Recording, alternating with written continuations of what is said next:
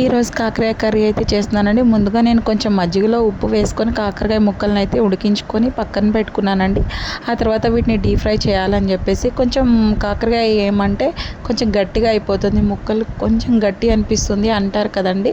So మీరు ఇలా మజ్జిగలో ఉడకబెట్టి కొంతసేపు ఆరబెట్టిన తర్వాత ఆ తర్వాత మీరు ఫ్రై చేసుకుంటే చాలా బాగా వస్తుంది అనమాట. సో చూసారు కదా, నేను ఈ విధంగా అయితే ముక్కలన్నీ ఫ్రై చేశానండి. ఆయిల్ అంతా అబ్జర్వ్ చేసుకున్న తర్వాత ఇంకొక దానిలో అయితే వేసి ఈ విధంగా వేగించుకుంటున్నానండి. జస్ట్ మనం కారం యాడ్ చేసుకోవాలి కదా, స్మెల్ రాకుండా ఉండడం కోసం అయితే నేను ముందుగా కారంలో అయితే చిన్నుల్లిపాయలు, జీలకర్ర, అలాగే కొంచెం ఎండు కొబ్బరి అన్నీ వేసేసి నేను మిక్సీ అయితే పట్టుకున్నానండి. సో చూస్తున్నారు కదా, ఈ విధంగా ఇలా మనం కొబ్బరి యాడ్ చేస్తే టేస్ట్ చాలా బాగుంటుందండి. కాకరకాయ కర్రీ నిజంగా చాలా అంటే చాలా టేస్ట్ అనిపిస్తుంది అనమాట. వీక్లీ వన్స్ అయినా తినాలండి, చాలా మంచిది హెల్త్కి కూడా.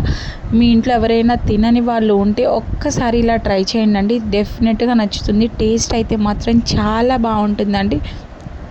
సో చూస్తున్నారు కదా ఎంత బాగా వచ్చిందో, పొడి పొడిగా వస్తుంది అనమాట. మనం కొంచెం కొబ్బరి యాడ్ చేస్తే మన కారం అనేది ఏంటంటే కొంచెం పొడి పొడిలాడుతూ ఉంటుంది అనమాట.